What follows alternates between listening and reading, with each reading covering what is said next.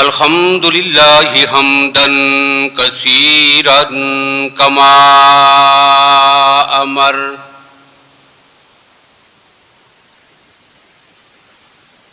ونشهد أن لا إله إلا الله وحده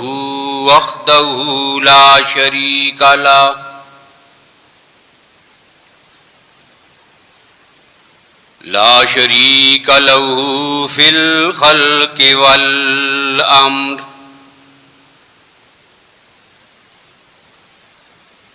إرغاما لمن جحد به وكفر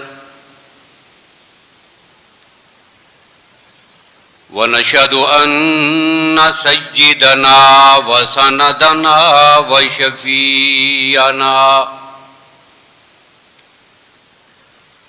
وشفيعنا محمدا عبده ورسوله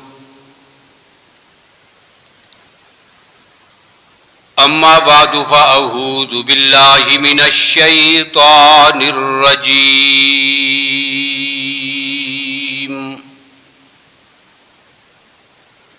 بسم الله الرحمن الرحيم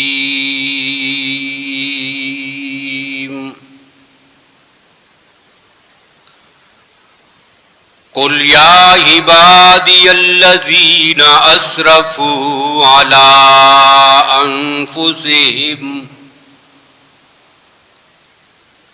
لا تقنطوا من رحمة الله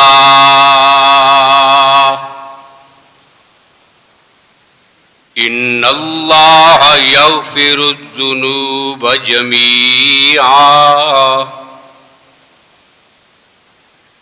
إنه هو الغفور الرحيم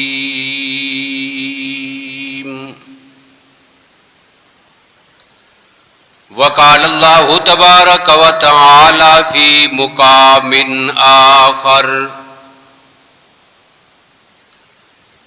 يا أيها الذين آمنوا توبوا إلى الله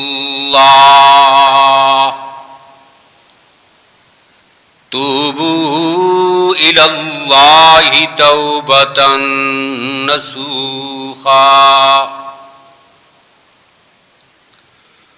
عسى ربكم أن يكفر عنكم سيئاتكم ويدخلكم جنات تجري من تحتها الأنهار يوم لا يخزي الله النبي والذين آمنوا معه نورهم يسعى بين أيديهم وبأيمانهم يقولون ربنا أتمم لنا نورنا واغفر لنا إنك على كل شيء قدير صدق الله مولانا العظيم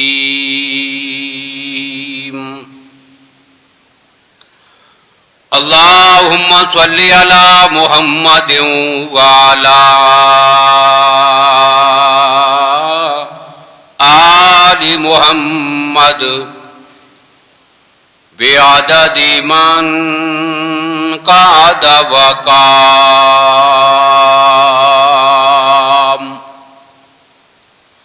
وصل على محمد وعلى آل محمد بعدد من صلى وصام.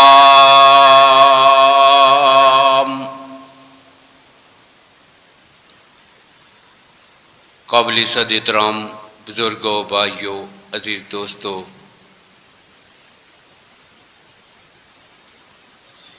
اسلامی مہینوں کے اعتبار سے اسلامی سال کا 8واں مہینہ ابھی گزر رہا ہے، اور آج اس مہینے کی 10 تاریخ ہے۔ اس مہینے کو شعبان المحظم کے نام سے موسوم کیا جاتا ہے۔ اصل نام اس مہینے کا شعبان ہے، اور ان مہینوں کے ساتھ نبی اکرم صلی اللہ علیہ وسلم، صحابہ کرام اور اکابرین امت کی طرف سے پہچان کے طور پر صفات ذکر کی گئی ہیں۔ اس کے بعد جو مہینہ آئے گا رمضان کا، اس کی بہت ساری صفات قرآن پاک میں بھی ہیں، نبی اکرم صلی اللہ علیہ وسلم نے بھی ان صفات کا ذکر فرمایا ہے۔ اس سے پہلے جو مہینہ تھا رجب کا، اس کے ساتھ ایک صفت ذکر ہوتی ہے المرجب۔ اس کی وجہ بھی یہی تھی کہ لوگوں نے اپنے طور پر اس مہینے کو منحوس قرار دیا ہوا تھا۔ اب اس سوچ اور نظریے کا رد کرنے کے لیے اس کے ساتھ یہ مرجب کا لفظ استعمال ہوا ہے۔ اب یہ جو مہینہ ہے جو ابھی گزر رہا ہے، اس کو شعبان المحظم کہتے ہیں۔ محظم کا لفظ تعظیم سے بنا ہے، اور محظم کا معنی ہوتا ہے وہ مہینہ کہ جو بڑی عظمت والا ہے۔ اب جو اکابر سے یہ نام چلا آتا ہے، اسی سے یہ بات معلوم ہو جاتی ہے کہ یہ مہینہ دوسرے مہینوں کی بنسبت زیادہ عظمت اور فضیلت رکھتا ہے۔ اب اس کا یہ نام کیوں پڑا ہے؟ تو اصل میں یہ جتنے مہینے ہیں سال کے، اسلامی سال کے، تو اسلام آنے سے پہلے ان کے مختلف نام تھے، اور اکثر نام وہی ہیں کہ جو آج بھی ہیں۔ وہ اپنی کسی بنیاد اور کسی وجہ سے ان مہینوں کا نام تجویز کرتے تھے، اور اسلام اپنے نقطۂ نظر سے اس کا الگ معنی کر کے اس نام کو برقرار رکھتا تھا۔ چنانچہ جب یہ مہینہ آتا تو اہل عرب اس مہینے کو شعبان کہتے تھے، ان کے ہاں بھی شعبان تھا، لیکن یہ نام کیوں رکھا تھا؟ وجہ یہ تھی ان کے ہاں کہ اس سے پہلے مہینے میں وہ جنگ کرنے کو ان کے ہاں بھی ممنوع سمجھا جاتا تھا، اور جیسے ہی رجب کا مہینہ ختم ہوتا، شعبان کا چاند نظر آتا، تو پھر لوگ جنگوں کے لیے، قبائل آپس میں لڑنے کے لیے اکٹھے ہوتے، اور پھر اپنے گھروں کو چھوڑ کر لڑنے کے لیے نکل جاتے تھے۔ وہ جو حرمت والے مہینوں کی ممانعت تھی، اس میں ان کو فرصت ملتی۔ اب شعبان ایسا لفظ ہے کہ جو دو متضاد معنوں کو بیک وقت ادا کرتا ہے، کسی چیز کو جمع کرنا اور کسی چیز کو بکھیر دینا۔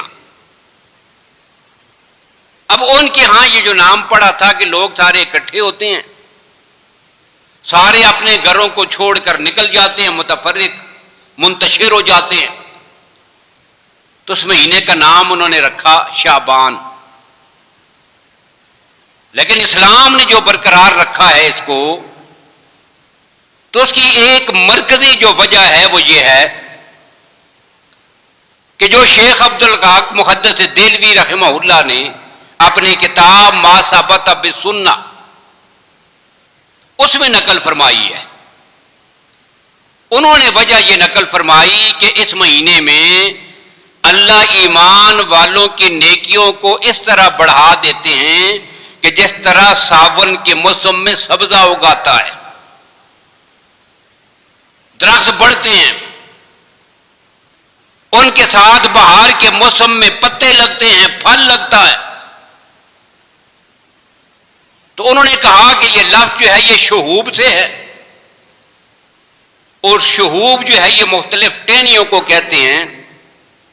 تو جس طرح ایک گنجان درخت کی ٹہنیاں انگنت ہوتی ہیں، ایک دوسرے کے ساتھ جڑی ہوتی ہیں، تو شعبان میں اللہ ایک ایک نیکی کو اس طرح بڑھا چڑھا کر اجر و ثواب عطا فرماتے ہیں۔ انہوں نے کہا کہ اس معنی کو ملحوظ رکھ کے پھر اسلام نے اس نام کو بھی برقرار رکھا، اور عظمت کے اظہار کے لیے پھر کیا ہوا کہ اس نام کے ساتھ المحزم کا لفظ بھی استعمال ہوا۔ اب یہ تو ہوگی جی اس مہینے کی وجہ تسمیہ۔ اب یہ مہینہ اسلام میں کیا حیثیت رکھتا ہے، تو اس کے متعلق نبی اکرم صلی اللہ علیہ وسلم کی بہت ساری احادیث ہیں، جن میں بہت سارے اعمال کا ذکر بھی ہے۔ اب ہمارے ہاں جو ایک ترتیب بنی ہوئی ہے کہ ہمارا چونکہ مزاج یہ ہے کہ ہم اعمال کی طرف کم توجہ دیتے ہیں، اور کوئی بھی واقعہ یا دن ہو تو اس کو منانے کے درپے زیادہ رہتے ہیں۔ ہمارا مزاج یہ نہیں بنتا کہ اس مہینے میں یا کسی دن میں یا کسی اوقات میں جو احکام اللہ کے نبی صلی اللہ علیہ وسلم نے دیے ہیں ان کو اپناؤں۔ اور ظاہر سی بات ہے کہ احکامات پہ عمل کرنا یا کوئی اچھے کام کرنا، اس میں مشکل پڑتی ہے، محنت کرنی پڑتی ہے، اور آسان سا کام کیا ہے کہ بس یہ اس عنوان سے کوئی ایک رات یا کوئی ایک دن منا لیا جائے۔ اب یہاں بھی منانے کا تصور ہوا، تو مہینہ وہ ہے کہ اللہ کے نبی صلی اللہ علیہ وسلم کا ایک فرمان ہے، حضرت انس رضی اللہ تعالی عنہ کی روایت، کہ اللہ کے نبی صلی اللہ علیہ وسلم فرماتے ہیں شعبان و شاری، یہ میرا مہینہ ہے۔ اب ایک مہینے پہ انگلی رکھ کر اشارہ کر کے اللہ کے نبی انتخاب فرمائیں یہ میرا ہے، بس بات تو کلیئر ہو گئی نا، معظم ہے، عظمت والا ہے، بڑی شان والا ہے، بڑی بزرگی اور تقدس والا ہے۔ کیوں؟ اللہ کے نبی نے فرما دیا کہ یہ میرا ہے۔ لیکن جب فرما دیا تھا نا یہ میرا ہے، تو پھر میرا ہونے کا حق کیسے ادا کیا وہ میں آگے ذکر کر رہا ہوں۔ تو اس کی ایک عظمت یہ ہے کہ اللہ کے نبی نے فرمایا یہ میرا مہینہ ہے۔ اب یہ اپنی طرف نسبت کرنا یہ اس کی عظمت کا اظہار ہے، اور یہ وہ مہینہ ہے کہ نبی اکرم صلی اللہ علیہ وسلم اس کے آتے ہی دعا فرمایا کرتے تھے، اللہم بارک لنا فی رجب و شعبان وبلغنا الی رمضان، یا اللہ رجب میں شعبان میں ہمیں برکتیں عطا کر، ہماری زندگی میں اتنی برکت ہو، ہماری صحت میں اتنی برکت ہو، ہماری فرصت میں اتنی برکت ہو کہ یا اللہ میں صحیح سالم صحت مند زندہ، مجھے اتنا موقع میسر آئے میں زندہ رہوں، اور ایک بار پھر مجھے رمضان کو دیکھنا نصیب ہو۔ یہ کس کی دعا تھی؟ یہ نبی اکرم صلی اللہ علیہ وسلم کی دعا۔ اور یاد رکھیے دعا کا یہ جو انداز ہے نا، یا اللہ مجھے زندہ رکھ، میں ایک بار اپنی آنکھوں سے پھر دیکھ لوں، یہ محبت کا اظہار ہے نا۔ اب اس کو سمجھنے کے لیے میں ایک حدیث ذکر کر رہا ہوں۔ اللہ کے نبی صلی اللہ علیہ وسلم نے ایک موقع پر سیدنا علی المرتضی رضی اللہ تعالی عنہ کو کسی کام کے لیے بھیجا، کسی مارکے میں، کسی لشکر میں، کسی کام کے لیے رخصت کر دیا۔ اب جناب علی رضی اللہ تعالی عنہ تشریف لے گئے۔ جب سیدنا علی المرتضی رضی اللہ پیغمبر کی نظروں سے اوجھل ہوئے، اللہ کے نبی نے رخصت کر دیا تھا۔ اور ظاہر بات ہے، جب آدمی کسی پیارے کو رخصت کرے تو دل دکھتا ہے نا، دل تو خفا ہوتا ہے۔ اب کام ضروری تھا، بیچنا بھی ضروری تھا، لیکن دل میں جو محبت اور چاہت ہے اس کی وجہ سے دل کا دکھنا بھی اپنی جگہ درست تھا، بیچ دیا کام کے لیے۔ لیکن جیسے ہی سیدنا علی چلے گی نا تو پیچھے اللہ کے نبی ہاتھ اٹھا کے دعا کرتے ہیں۔ اب دعا کے الفاظ کیا ہیں؟ اس سے آپ کو سمجھ آئے گی آقا کائنات کی ان جملوں کی، اللہم بارک لنا فی رجب و شعبان و بلغنا رمضان الی رمضان۔ اللہ کے نبی نے ہاتھ اٹھا کر دعا فرمائی، میرے اللہ میری موت اس وقت تک نہ آئے کہ جب تک میں اپنے علی کو دوبارہ نہ دیکھ لوں۔ اب یہ کیا ہے؟ ان کے ساتھ محبت، عقیدت کی انتہا ہے، یہ چاہت ہے میرے آقا کی صلی اللہ علیہ وسلم، اور رمضان کی اور اس کی عبادت کے ساتھ میرے نبی کی محبت اور چاہت کا یہ عالم ہے کہ اللہ کے نبی پھر دعا فرماتے ہیں، یا اللہ ہمیں رجب میں، میری عمر میں، میری صحت میں، میری جسمانی قوت میں اتنی برکتیں عطا کر، رجب بھی گزاروں، شعبان بھی گزاروں، اور پھر اسی صحت تندرستی کے ساتھ مجھے رمضان کا مہینہ بھی میرے مقدر میں ہو، میسر آئے۔ یہ دعا فرمایا کرتے تھے اللہ کے نبی صلی اللہ علیہ وسلم۔ اس بنیاد پر محدثین نے یہ بات لکھی ہے کہ شعبان کا مہینہ اصل میں مقدمہ ہے۔ کس کا؟ رمضان کے مہینے کا۔ اب مقدمہ کیا ہوتا ہے؟ تو مقدمہ ہوتا ہے کسی بھی چیز سے پہلے اس کی تیاری کر لینا۔ یہ جو لفظ مقدمہ ہے نا، کتاب کے شروع میں ایک مقدمہ ہوتا ہے۔ اب اس مقدمے سے وہ مراد نہیں ہے جس کو ہم جھگڑا اور کیس کہتے ہیں، وہ نہیں ہے۔ کتاب کے شروع میں جو مقدمہ ہوتا ہے وہ کیا ہوتا ہے؟ اس میں اختصار کے ساتھ پوری تفصیل لکھ دی جاتی ہے کہ میں نے یہ تحریر لکھی کیوں ہے اور اس میں کیا ہے۔ بس مقدمے کو پڑھو تو اگلی بات پوری کتاب کی خود بخود ذہن میں آئے گی، اس کتاب میں کیا ہے۔ مقدمہ کسی کتاب کا خلاصہ اور نچوڑ ہوتا ہے، اور رمضان کی ساری عبادت کا نچوڑ اور خلاصہ ہمارے لیے اللہ کے نبی نے ماہ شعبان میں بتا دیا ہے۔ یہ مقدمہ ہے۔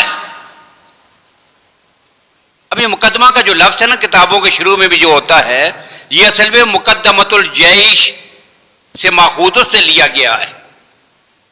اور مقدمۃ الجیش کس کو کہتے ہیں؟ کہ جب بھی جہاں بھی اسلامی لشکر کو اللہ کے نبی صلی اللہ علیہ وسلم نے یا مسلمان سپہ سالاروں نے بھیجنا ہوتا تو جنگ کے لیے پوری فوج کے جانے سے پہلے وہاں پر ایک دستے کو روانہ کیا جاتا۔ 8-10 آدمی ہیں، 20 آدمی ہیں، 50 آدمی ہیں۔ اب یہ وہاں پہ جا کے کیا کرتے؟ پوری جگہ کا جائزہ لینا ہے، وہاں پہ ان کے رہنے کے لیے انتظام کرنا ہے۔ سارے انتظام کی تکمیل کرنے کے بعد اگلے ہی لمحے جو ہے وہ پورا لشکر وہاں پہ آتا تھا اور ٹھہرتا تھا۔ اب یہ سارے انتظام اور تیاری کے لیے وہ 10-15 آدمی جو بھیجتے ہیں نا، اس کو کیا کہتے ہیں؟ مقدمہ۔ یہ مقدمۃ الجیش ہے۔ اب رمضان آ رہا ہے، اور رمضان کے آنے سے پہلے اس رمضان کی تیاری کرنے کے لیے اللہ نے اپنے نبی کی امت کو جو ایام دیے ہیں، یہ شعبان المعظم کا مہینہ ہے۔ اور پھر میرے نبی صلی اللہ علیہ وسلم اس مہینے میں تیاری کیسے کرتے تھے؟ سید عائشہ رضی اللہ تعالی عنہ کائنات کے مومنوں کی ماں اس مہینے میں میرے نبی کے اعمال بتاتی ہیں۔ وہ یہ فرماتی ہیں کہ نبی اکرم صلی اللہ علیہ وسلم نے رمضان کے علاوہ سال بھر میں کبھی اتنے روزے نہیں رکھے کہ جتنے روزے نبی اکرم صلی اللہ علیہ وسلم اس شعبان کے مہینے میں رکھتے تھے۔ اب یہاں رک کر میں ایک بات کہوں گا، انتظار میں ہوتے ہیں ہم، پوچھتے بھی رہتے ہیں کئی لوگ، کچھ انتظار میں ہوتے ہیں، کچھ اس سوچ میں ہوتے ہیں جمعے کو بتایا جائے گا، کیوں 15 شعبان سے پہلے جو جمعہ آ رہا ہے لہذا بتایا جائے گا کہ 15 شعبان کو روزہ رکھنا ہے۔ بھئی اللہ کے بندو، اصل مسئلہ یہ ہے کہ 15 شعبان کا روزہ پورے مہینے کے روزے سے ہٹ کر کسی اہمیت کا حامل الگ سے نہیں، بلکہ یہ پہلے 15 دن ہیں، خاص طور پر یہ پورے 15 دن، اور اگلے 15 دنوں میں پھر نبی اکرم صلی اللہ علیہ وسلم نے ایک تخصیص فرمائی ہے۔ پہلے 15 دنوں میں آپ کا عمل کیا تھا؟ سیدہ عائشہ فرماتی ہیں اتنے روزے رکھتے میں سمجھتی کہ اب کوئی افطار نہیں کریں گے، مسلسل روزے ہی رکھے جا رہے، روزے ہی 15 شعبان تک تسلسل کے ساتھ کثرت سے روزے رکھ رہے ہیں، اور کبھی درمیان میں چھوڑتے اس وجہ سے ہیں کہ کہیں میری امت پہ فرض نہ ہو جائیں، یا امت میرے سنت عمل کو ہی دیکھ کر اس میں پڑے گی تو مشقت میں پڑ جائے گی۔ شرعی گنجائش چھوڑنے کے لیے اللہ کے نبی کبھی روزے کو درمیان میں چھوڑ بھی دیتے، لیکن کثرت کے ساتھ روزے ہوتے تھے۔ اب مسئلہ کیا پتا چلا کہ پورے مہینے میں کثرت کے ساتھ روزے رکھنے ہیں، یہ صرف روزہ 15 شعبان کے ساتھ مخصوص نہیں ہے، یہ 15 شعبان کا کوئی مستقل روزہ، یہ کوئی سنت عمل کچھ نہیں ہے، بلکہ پیغمبر کی سنت کیا ہے؟ اس مہینے میں کثرت سے روزے رکھنا، اسی میں 15 بھی آئے گی، اسی میں 14 بھی آئے گی، اسی میں 13 بھی آئے گی، اور باقی ایام بھی اسی میں آئیں گے۔ اب یہ تو عمل تھا 15 شعبان تک، اور 15 کے بعد کیا تھا؟ تو پھر اللہ کے نبی صلی اللہ علیہ وسلم نے ایک بات ارشاد فرمائی، فرمایا کہ آخری عشرے میں خاص طور پر 15 کے بعد اور آخری عشرے میں روزے نہیں رکھنے ہیں۔ اب یہ کیا حکم تھا؟ حالانکہ اللہ کے نبی صلی اللہ علیہ وسلم ان آخری ایام میں بھی رکھتے تھے،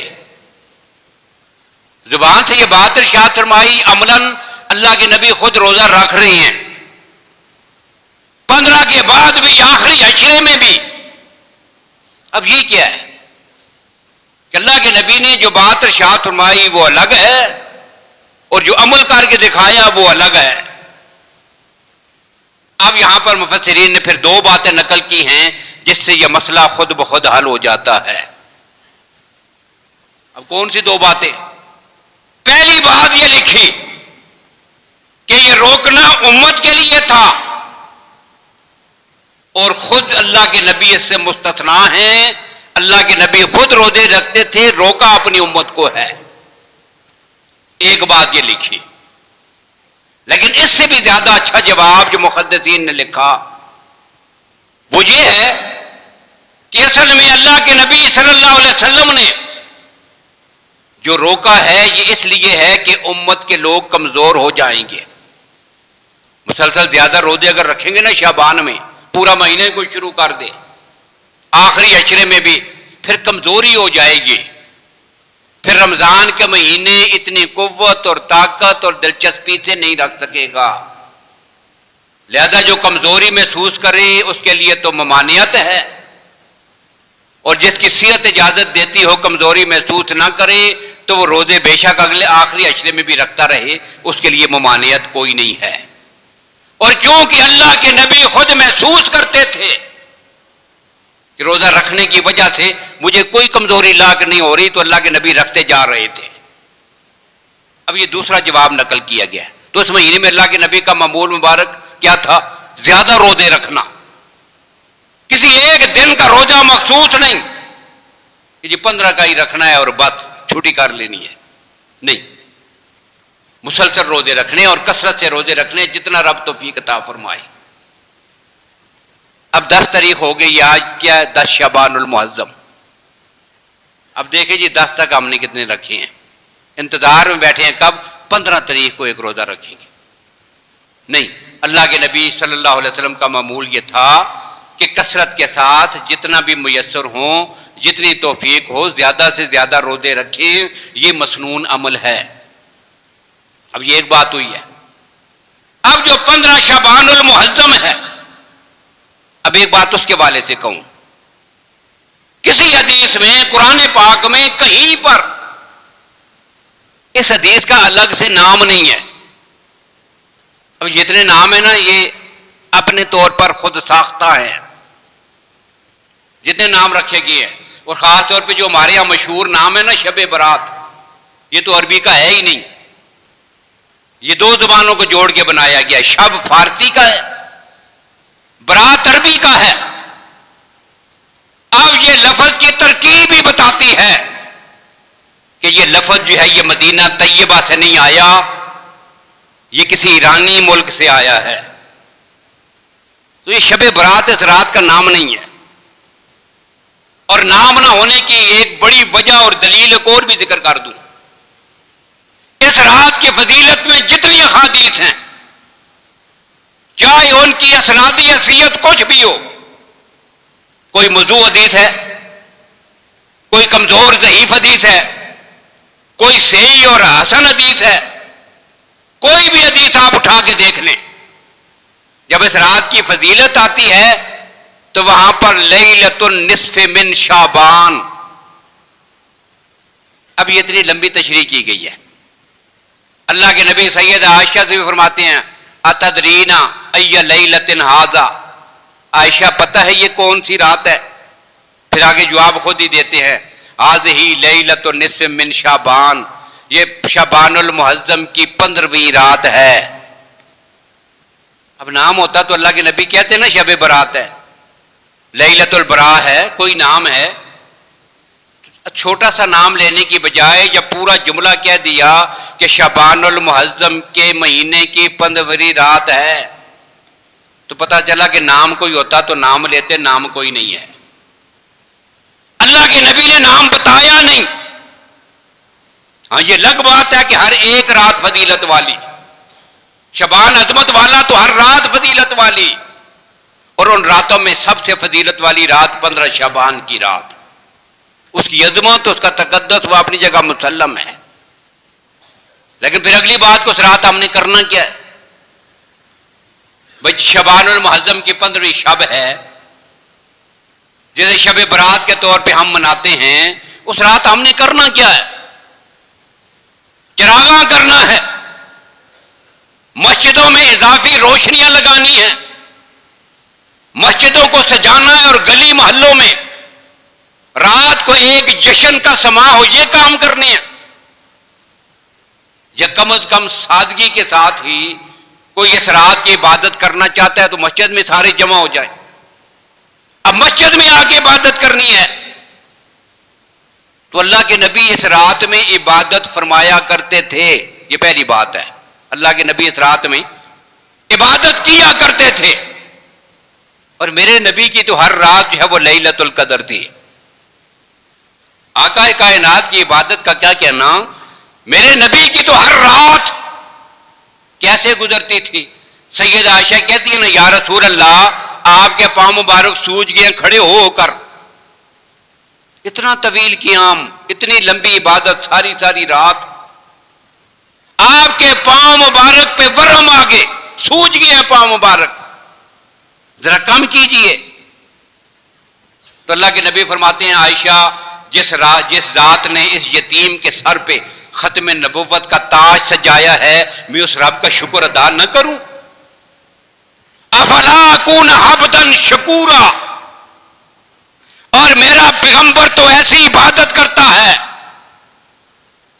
کہ اللہ خود اپنے پیغمبر سے کہتے ہیں ما انزلنا علیک القرآن لتشقی،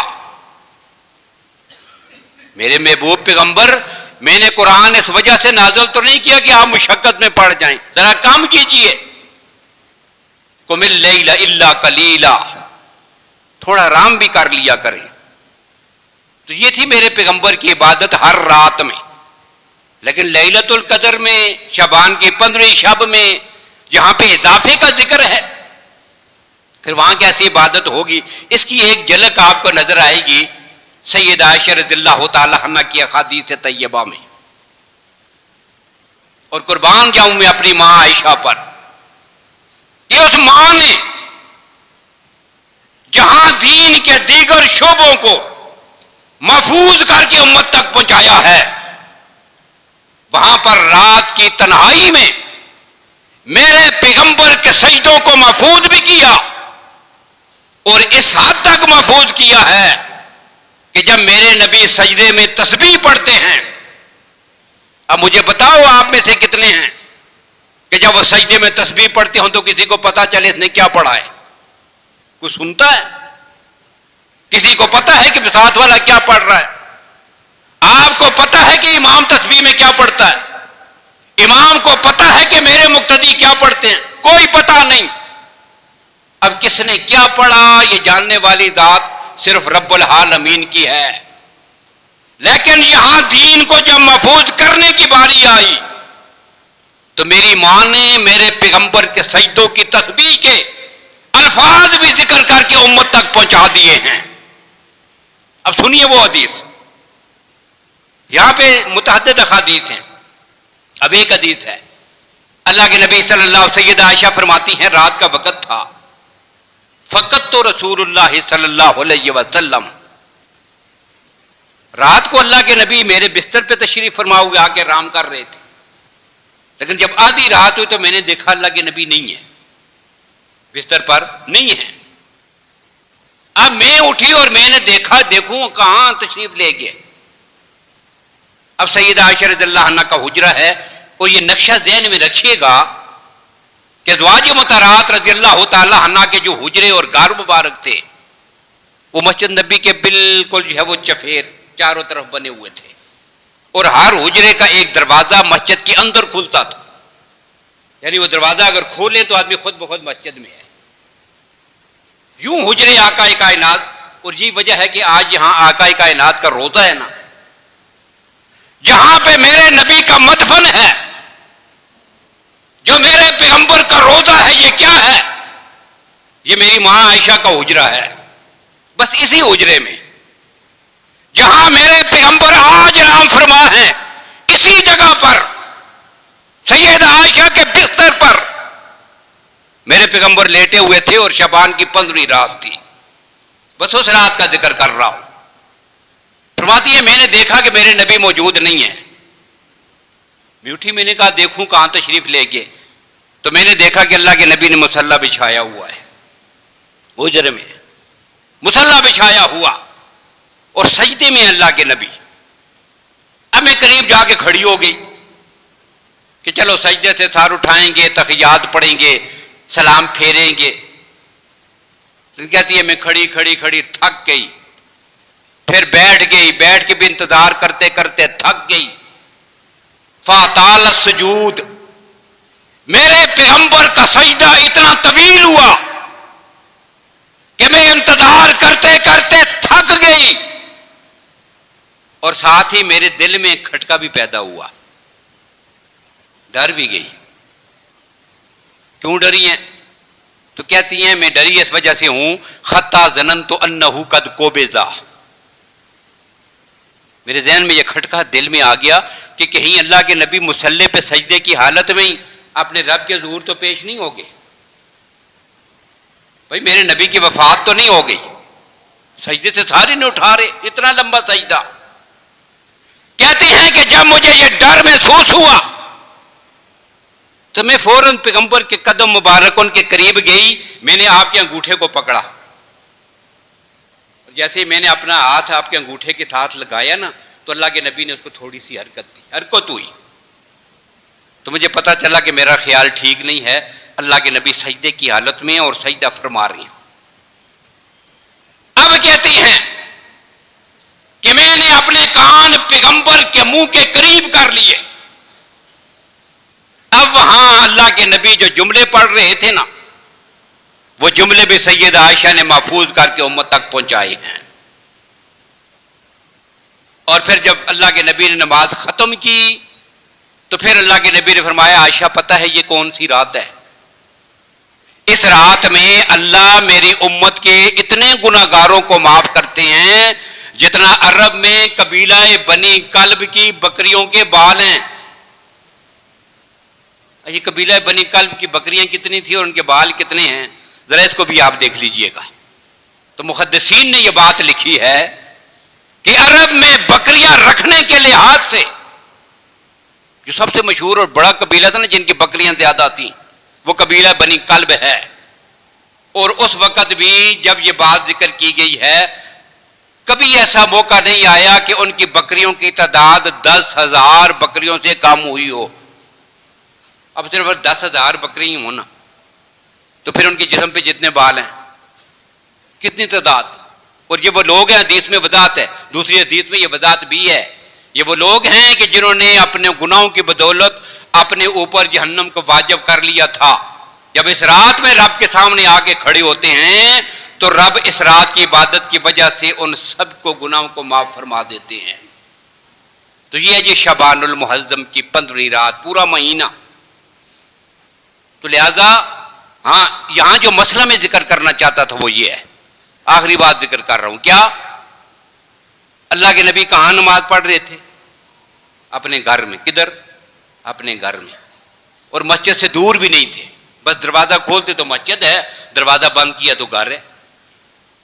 تو اس رات کی پھر عبادت کہاں پہ کرنی ہے؟ اپنے گھر میں۔ اور ویسے بھی رات کی جو عبادت ہوتی ہے نوافل، رات کی جو عبادت ہے تہجد کی نماز یا ویسے نوافل یا تلاوت کرنا یا اللہ کا ذکر کرنا، جب بھی کسی بڑی رات میں ہو تو جب سارے مسجد میں آئیں گے نا تو پھر وہ یکسوئی اور خلوت اور تنہائی اور خشوع و خضوع وہ چیزیں ختم ہو جائیں گی۔ پھر وہی شور شرابہ، رش، آنا جانا، دعا و سلام، گپ شپ، دیکھا دیکھی، شور شرابہ، پھر رات اس میں گزرے گی۔ اس لیے میرے نبی کا معمول یہ تھا کہ میرے نبی ایسی عبادت اپنے گھر میں اپنا مصلی بچھا کر وہاں پہ فرمایا کرتے تھے۔ اس لیے شعبان کی تمام راتوں میں جتنا موقع ملے تو وہ عبادت کریں ہم، اور 15 شعبان کو بھی جتنا ہو سکے رب کے سامنے توبہ کریں، استغفار کریں، لیکن اپنے گھر میں تنہائی میں بیٹھ کر اپنے رب کی ذات سے مانگیں۔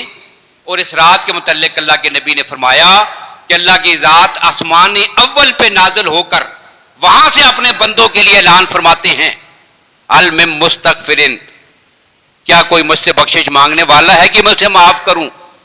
کیا مجھ سے کوئی رزق مانگنے والا ہے کہ میں اسے رزق عطا کروں؟